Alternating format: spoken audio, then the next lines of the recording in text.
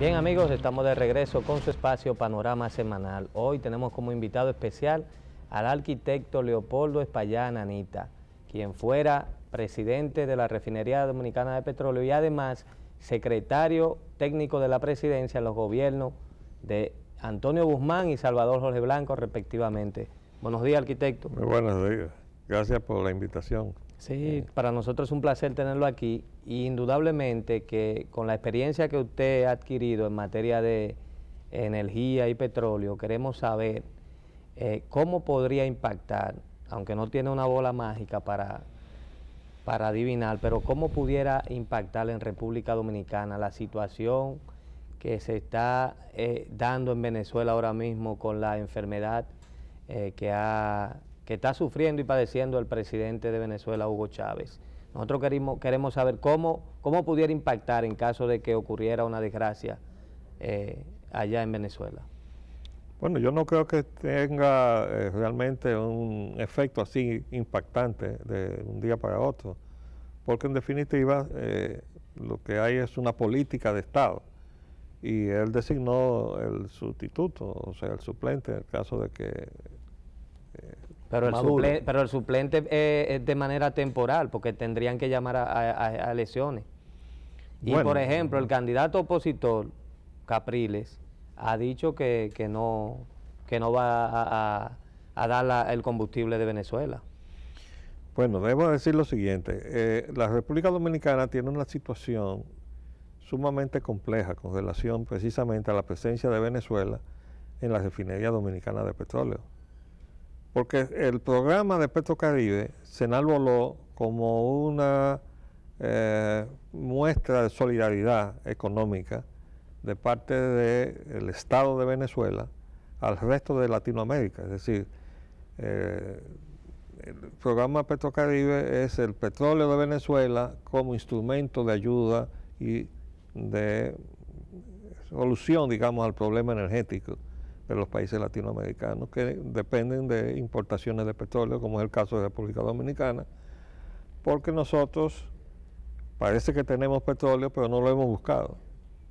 También tenemos otros recursos energéticos como el carbón y nos hemos descuidado en buscarlo, es decir, no hemos ejercido la tarea de tratar de autoabastecernos energéticamente. Eso nos hace dependientes. ¿Tenemos la capacidad para eso? ¿En el país existe? Bueno, no es que haya capacidad en el país, porque la tecnología está en el mercado. O sea, usted puede perfectamente contratar la exploración. Eso lo hacen las empresas que vienen a explotar cualquier recurso, incluso el minero, como se está dando el caso, que contratan el servicio técnico, lo usan y entonces aprovechan el resultado del trabajo técnico para los fines de una explotación.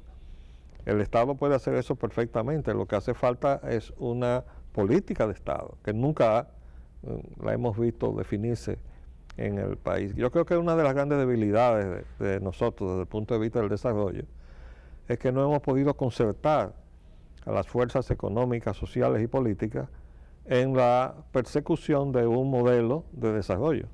No ha sido posible. Menos en la parte de los partidos, ¿no? Que no se entienden. Más sin embargo, nunca entendí, bueno, la Shell puso a la venta la parte que le correspondía de la refinería. El Estado como tenía la primera opción de compra. ¿Eso es correcto? Así es. ¿Por qué el Estado? ¿En qué nos benefició a nosotros? ¿En qué nos beneficia o nos beneficiará el hecho de que el Estado Dominicano le haya ofertado esa parte al Estado de Venezuela, a la República de Venezuela? ¿En qué vio el Estado que le beneficiaba al país? Obviamente. ¿Por qué no a otra empresa privada? Y disculpe. Bueno, no, en primer lugar, la cesión de su derecho a la totalidad de las acciones de la refinería constituyó una violación a la Constitución de la República que establece que los monopolios solamente pueden estar en manos del Estado. De modo que por definición, la refinería dominicana de petróleo tenía que estar 100% en manos del Estado, por ser un monopolio. Y es por ser la única refinería. No, y no solamente.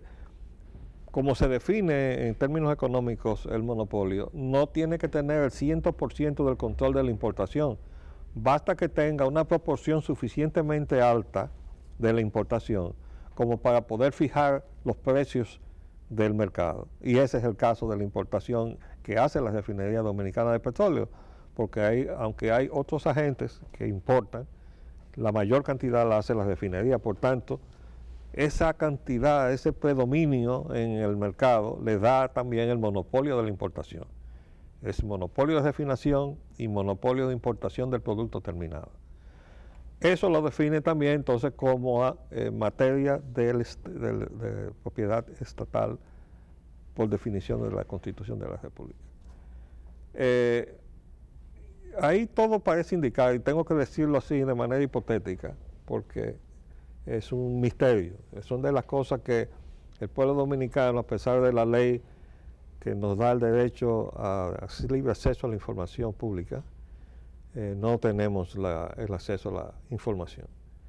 Es decir, ¿por qué se acumuló la deuda que dio lugar a que se le entregara el 49% de las acciones de la refinería a Venezuela, cuando todo el que consume combustible lo paga al contado? Cuando usted entra a una estación de servicio y se le sirve a usted la cantidad que usted vaya a utilizar en su tanque de gasolina, el tanque del vehículo que sea y el combustible que sea, usted lo paga al contado. Ahí está el valor intrínseco del combustible, ahí están todas las intermediaciones, ahí están los impuestos. De manera que todo eso, caminando en el sentido inverso, tiene que llegar hasta donde el que vendió el combustible, porque no le llega. Lo mismo pasa con el combustible que se utiliza para generar energía eléctrica. Si usted cuando le llega la factura de la energía eléctrica no paga, usted le suspenden el servicio inmediatamente. Así es. De modo que todos nosotros pagamos al contado los servicios que utilizan combustible en este país. ¿Por qué se acumula deuda? Entonces, la primera pregunta que debería contestar cualquiera de los ministerios encargados, tanto el de Hacienda como el de Industria y Comercio, ¿por qué se acumuló esa deuda? Que motivó entonces que por no pagarla o por no poderla pagar, se le entregara el 49% de las acciones. ¿Y a cuánto asciende esa deuda? Bueno, el problema es que no lo sabemos porque se ha seguido acumulando. La pregunta es si después de haber dado ese paso, que además conllevó lo siguiente, que el acuerdo que se firmó y que aprobó el Congreso Nacional hace responsable al Estado Dominicano de las importaciones del petróleo, no a la refinería. De modo que es el Ministerio de Hacienda ahora el que tiene que responderle al exportador, que en este caso es Petróleo de Venezuela, que es estatal, 100% del Estado venezolano, el que se le pague la factura. Entonces, la pregunta es si nosotros todos pagamos al contado, ¿dónde es que se queda el dinero del valor del combustible? Quizá en el subsidio energético. Bueno, ahí vamos, ahí vamos. El país tiene una situación que viene como resultado del modelo neoliberal de la entrega de un servicio de utilidad pública, como es la energía eléctrica, a un negocio especulativo, abierto incluso a la inversión extranjera.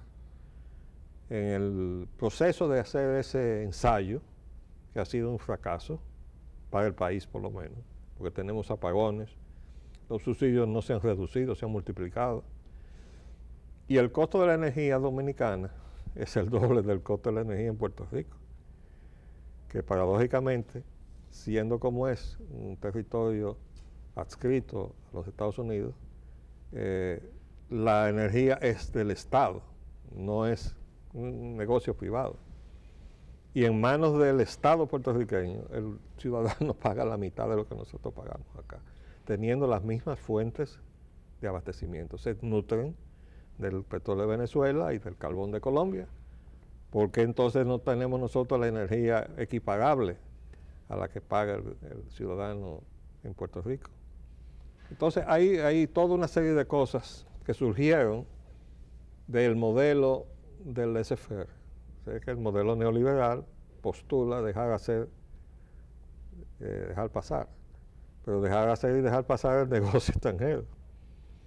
Y lo que hemos tenido entonces es un aparato que se ha conectado directamente al bolsillo de los dominicanos a través de una red que se llama primero la distribuidora, perdón, de las generadoras le suplen a las distribuidoras entonces le suplen a todos los que, la industria, los hogares, el comercio, y todo eso está representando y representó desde el principio un hándicap para la empresa productora dominicana, porque cómo ser competitivo con un costo de energía como el que se tiene. Eso es casi imposible. Es una tarea imposible, misión Doctor, imposible. Digo, arquitecto, disculpe, permítanos hacer una pausa y cuando regresemos, yo quiero que hablemos un poco. Se ha hablado mucho de que hay petróleo en la República Dominicana, que si en Azua, que si en el norte. Entonces quiero que usted nos ilustre un poquito sobre esto. Regresamos en breve con Panorama Señor.